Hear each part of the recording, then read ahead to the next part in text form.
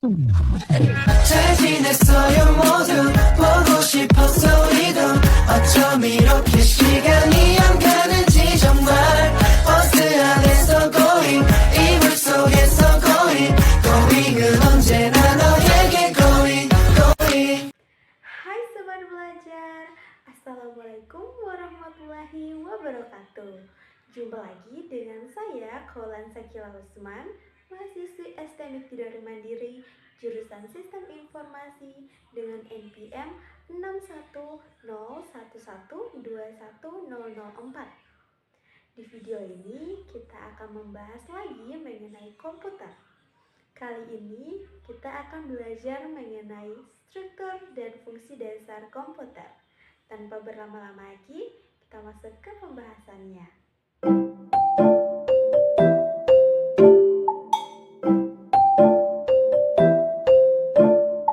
Di era digital seperti sekarang, komputer telah menjadi bagian yang tak terpisahkan dari kehidupan kita. Mulai dari pekerjaan, hiburan, komunikasi, semua telah bergantung pada alat canggih ini.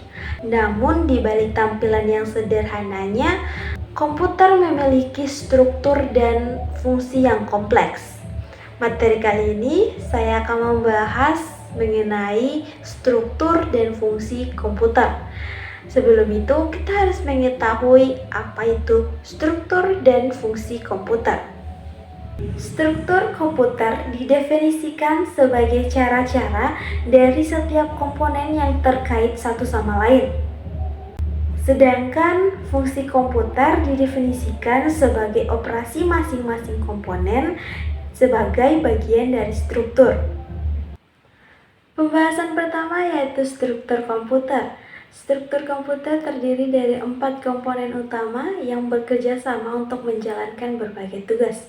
Yang pertama ada CPU atau Central Processing Unit, kemudian yang kedua ada memori, ketiga ada perangkat input-output, dan yang keempat ada sistem bus.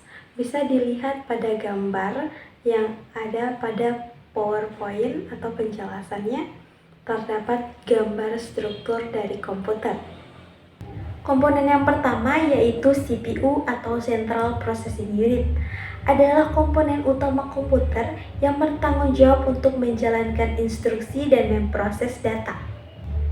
Fungsi utama dari CPU sendiri, yang pertama, CPU mengambil data instruksi dari memori, kemudian mengeksekusinya satu persatu. Fungsi yang kedua yaitu CPU dapat melakukan operasi aritmatika dan operasi logika pada data.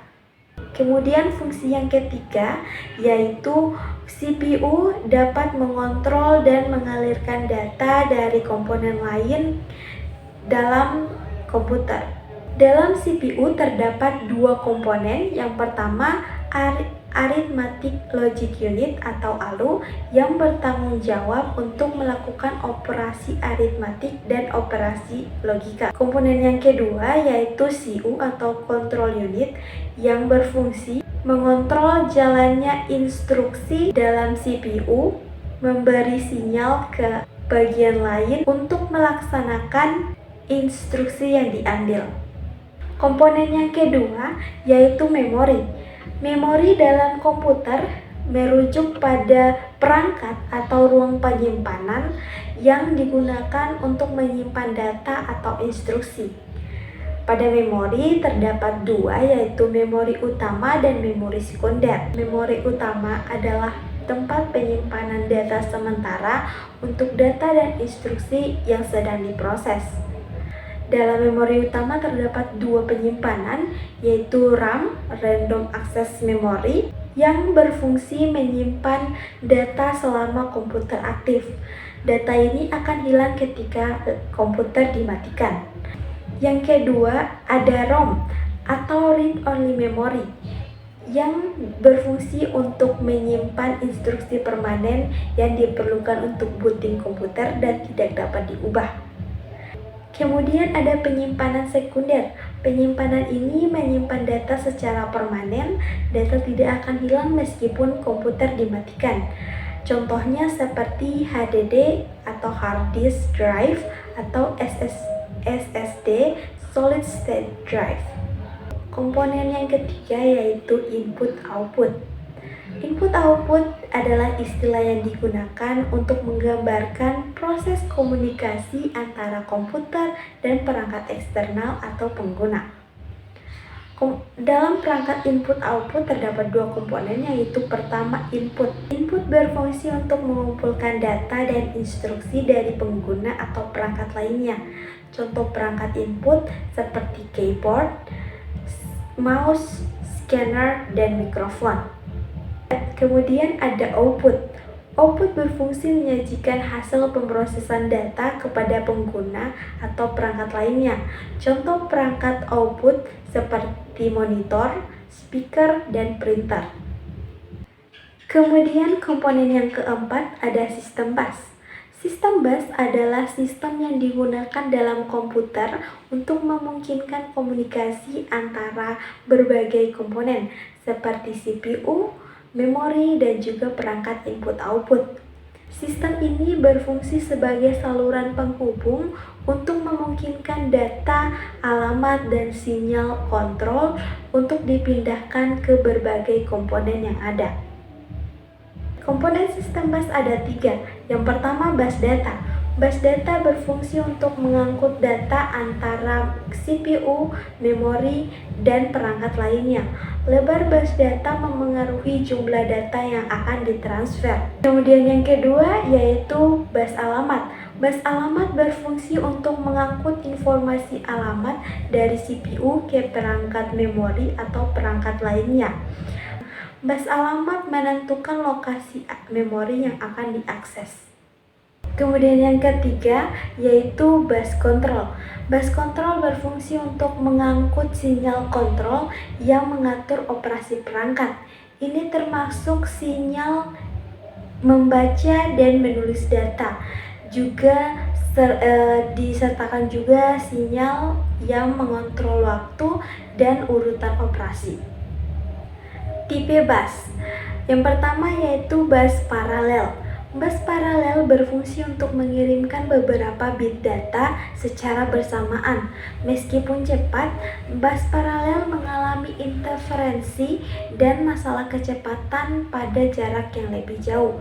Contohnya seperti di ATA atau Advanced Technology Attachment dan Parallel Port. Tipe bus yang kedua yaitu bus serial. Bus serial berfungsi untuk mengirimkan data 1 bit pada satu waktu. Meskipun terbilang lambat dari bus paralel, bus serial lebih efisien untuk jarak jauh dan memiliki desain yang sederhana. Contohnya seperti USB, Universal Serial Bus, dan Serial ATA atau singkatannya yaitu SATA. Pembahasan yang kedua yaitu fungsi komputer. Sistem komputer ini memiliki beberapa fungsi utama yang memungkinkan perangkat ini untuk menjalankan tugas-tugasnya dengan efisien. Fungsi yang pertama yaitu pemrosesan data. Sistem komputer dapat mengambil data, memanipulasinya, dan mengubahnya menjadi informasi yang berguna. Pemrosesan data adalah fungsi utama yang dilakukan oleh CPU atau Central Processing Unit. Fungsi yang kedua yaitu penyimpanan data. Sistem komputer menyimpan data penggunaan di masa mendatang. Ini mencangkup penyimpanan sementara di RAM dan penyimpanan permanen di HDD atau SSD. Fungsi yang ketiga yaitu komunikasi data. Sistem komputer dapat berkomunikasi dengan perangkat lain atau jaringan untuk berbagi data dan informasi. Ini penting untuk kolaborasi dan akses informasi. Fungsi ini melibatkan transfer data antar komponen dalam sistem komputer melalui sistem bus. Fungsi yang keempat yaitu pengendalian proses. Sistem komputer mengendalikan alur kerja dan interaksi antar komponen, memastikan bahwa semua bagian bekerja dengan baik. Pengendalian proses mengacu pada cara CPU dalam mengatur dan mengontrol alur kerja dalam sistem komputer melalui CU atau control unit. Nah, itu sobat belajar penjelasan saya mengenai struktur dan fungsi komputer. Untuk lebih jelasnya lagi, saya akan menjelaskan contoh sederhana cara kerja komputer. Sebuah teknologi dapat dikatakan sebagai komputer jika memiliki 3 komponen utama, yaitu input, proses, dan output. Ketiga komponen utama ini bekerja sama untuk menjalankan aplikasi dan fungsi dari sistem informasi. Pada cara kerja komputer, terdapat input. Input ini diartikan ketika pengguna memberikan inputan pada perangkat seperti keyboard dengan mengetikkan data seperti teks atau perintah yang kemudian akan dikirimkan ke komputer dengan bahasa yang dapat dimengerti oleh komputer, yaitu bilangan biner, yang kemudian data atau perintah tersebut akan dikirim ke CPU lalu diproses di CPU. Kemudian proses.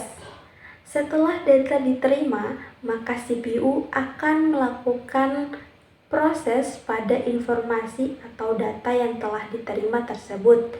Di dalam CPU, lalu bertanggung jawab atau bertugas melakukan operasi aritmatik dan logika yang diperlukan untuk mengeksekusi instruksi. Yang terakhir, output. Hasil dari pemrosesan data yang dilakukan oleh CPU akan dipindahkan ke memori. Hasil tersebut akan ditampilkan pada perangkat seperti monitor, di mana pengguna dapat melihat hasil dari inputan yang mereka berikan. Oke sobat belajar, itu saja pembahasan kita hari ini. Terima kasih yang telah menonton sampai selesai. Semoga pembahasan kita mengenai struktur dan fungsi dasar komputer dapat dipahami oleh kita semua. Jangan lupa untuk terus belajar dan eksplorasi lebih dalam. Sampai jumpa. Wassalamualaikum warahmatullahi wabarakatuh. 버스 안에서 going